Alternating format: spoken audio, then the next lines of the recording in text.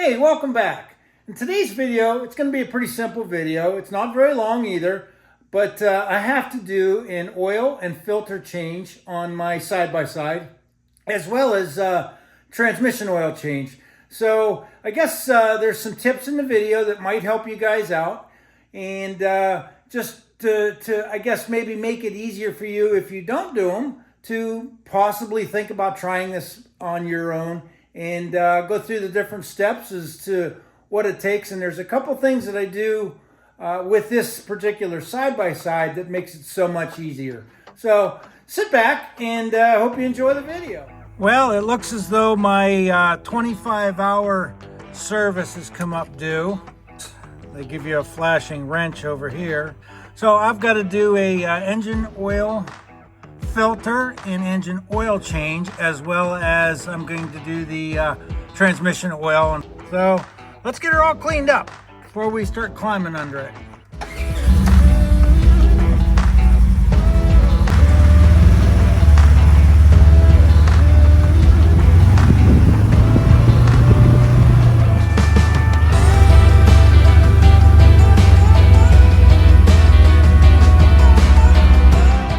You can see it is a little bit dirty. Is it horrible? No, but all of the work I have to do is down in underneath here.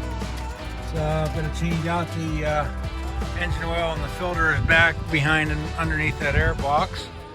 Transmission is down up under behind the hitch, and I really don't want to be climbing under it and have all this dirt fall on me. I'm just one of them kind of guys. Well, I don't know if most people do it this way, but I've kind of learned that when I used to do the oil in my Polaris Ranger, that the dump bed on that thing was a horrible pain to get into. Yeah, I understand that you can unhook the, well, let's see, it's over here, the strut shock for that, and it mounts up down right there, up to the dump bed. And you can unhook it and leave that in there and just tip your dump bed back, and it'll give you a little bit more. But the problem is getting into this oil filter, which is down in, I don't know if I can get a light in there for you. Oh, there it is, down in there. And if you look at that, there is no easy way to get into there. That's kind of a horrible design to try to get in there and change that. And I guess I'm just going to try and make it easy as I can. So with the dump bed removal, it is 2 bolts, one here and one here. It's a through bolt and a nut on it. And you have the strut tower, which is very easy. They're just two pins that you pull out. And then you've got, on mine, the rear camera and the rear tail lights. So it's actually pretty simple to get that cargo box or the dump bed off of there. Transmission oil is pretty simple, and I'll show you down underneath here. I took the one bottom skid pan off of it, or skid plate, and right here, that is for the transmission. And the overfill on it is right there. And then the other one for the engine oil is, it's right there. So I think what I'm going to try and do is use my pump vac to suck out probably 90% of the oil, as long as the tube will go down the dipstick tube. I will be using my vacuum pump there, just a manual pump. Go ahead and try putting the tube down the dipstick for this manual pump here. And I like to really use this on just about everything. If for nothing else, to get 90% of the oil out. And then when I take the bottom drain plug out, I've got very minimal oil that runs down my elbow or ends up in the pan. And the nice thing about this is this thing is very easy. You take the hose off up here, and you can dump that into a 5-gallon oil jug or whatever you want to take it to be recycled.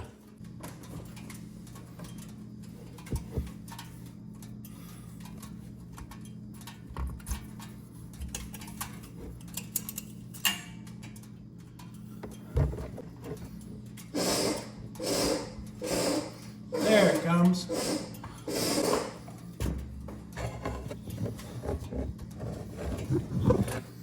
So that just comes out of the dipstick, starts filling up the bottom.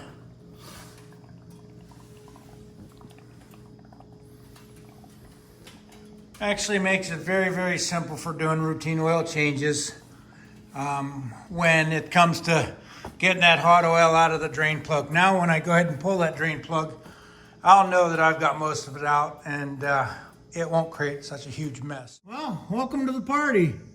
I never would have guessed we'd have gotten this many people down under this machine, but we're gonna go ahead and do it. We'll go ahead and pop that loose. Just about there. We're just about done draining out of there, and I'll bet I didn't get, let's see, in the bottom of that. Geez, we're probably only a quarter of a quart in there. Well, let's see how this goes. Boy, that wasn't tight at all. There we go. The mechanic at the dealership told me there would be a good sized pile of metal on the end of that, which there is.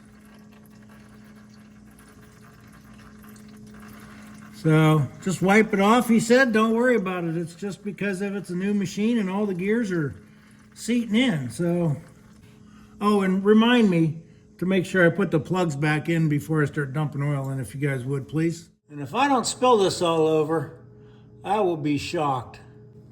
Getting there. I think that's it.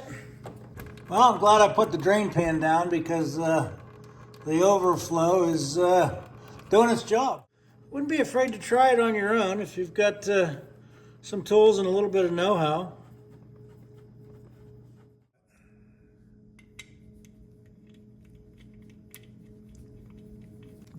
Torque it down.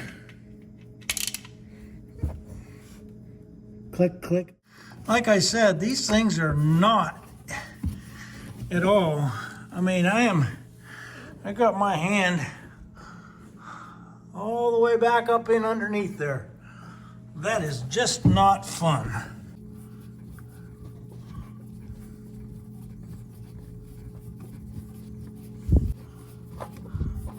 There we go.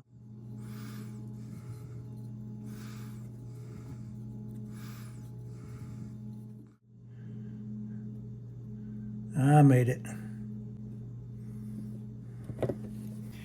So it wasn't so bad, but I'll tell you what, if I had not removed this bed, as you can see, I'm straddling over this tire, getting in and out of here. And with about 1.5 feet of space when that bed's tipped up, even if it's unlatched from the strut shock there, there's just not enough room in there to get back in here, do the work, do the oil. If you were a bigger mechanic, bless your heart, because I don't know how you guys do it. But it was easy for me to remove the bed off of this. Plus, I really wanted to see what it would look like with it off. Just in case I ever thought about maybe making a flatbed for it. Something simple, something small, maybe end just about at the end of the tires there. But I wanted to see how it looked without it on there, and it's got an interesting look without it. Looks like one of them smart cars if you really think about it. Let's finish getting this thing put together, and I guess we can call it a job on that. But the main reason I wanted to do this video was take the bed off. Find somebody to help you pick it off. My wife, like I said, Autumn helped me lift one side, so it wasn't terribly heavy. But man, what a difference it made in doing the maintenance on it. It might have been an extra 10 or 15 minutes. But I sure as heck am not frustrated because I couldn't get down in there or get my body in there. So just a tip for you guys if you're doing your own maintenance. Oh, and let's not forget, while we've got the dump bed off, let's do a quick air filter inspection on it. And I think that thing's pretty clean. 25 hours and I haven't ridden in much dust at all. So let's see if I can get this thing off of here. That's about as clean as it was the day it came in off the truck. Air filter's good. Engine oil's good. Transmission oil's good. Got some other fluids to check. I've already checked the radiator fluid in that. And there's some grease joints way down underneath here off the drive shaft on the spline. Line the plastics.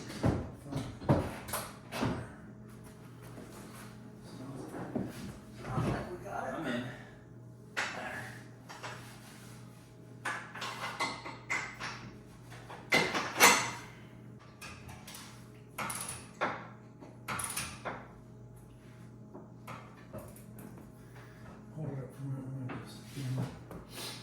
All right, as you can see, I got my son Chase here, and Chase, lean in there. And that's with the strut removed from there. And you can see how much room there is to get in there. And imagine being on this side, trying to reach way down in behind there to get into the oil. Yes, it can be done, but it's just not fun. And you've seen, just real quick, a little bit of help setting it back on there. It's just as easy come off. So I'm gonna have him hold that up for a second. We'll go ahead and put that strut shock back in there. All right, so we hook up the tail lights. I've already hooked up the backup camera, and this is just as simple as 2 pins. Put that down in there.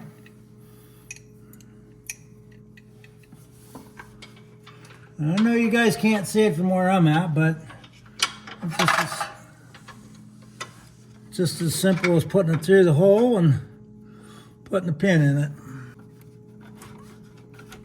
Well, that one's done.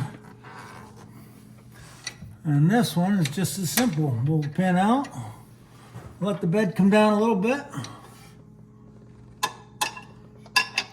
If you don't want to take the bed off, you still will need to remove this so you can tip it back a little extra bit. So come down a little further, Chase.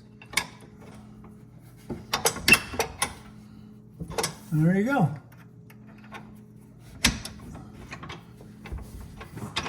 Everything's hooked back up. And now you can see, if you look at my shoulders,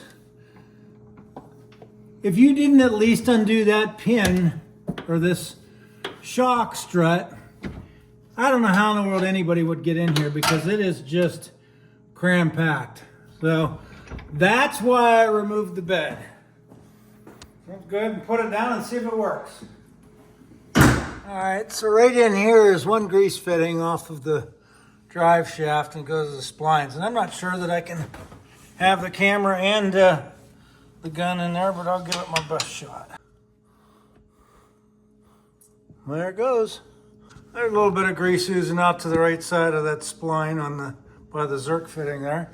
So I'm going to go through the rest of this and see if I find any more that are just sticking out. And I do believe there was some on the control arms, but I don't know that for a fact on these ones. They were on the old ones. So we'll take a look.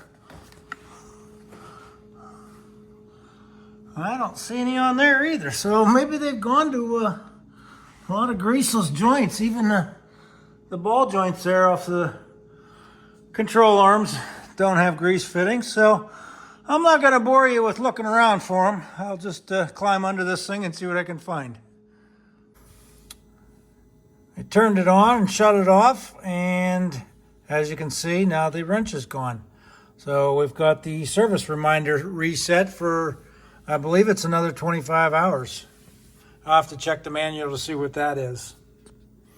But anyhow, I guess that's pretty much all we're done with. And I guess if you liked the video, it was pretty basic, but one of the main things I want to touch on was removing the dump bed on this thing. That makes it so much easier to get in and out of that. And don't forget to do your maintenance. Wash the machine before you do it. It just makes it so much easier. So if you liked the video, give me a thumbs up, and we'll see you again soon. Thanks.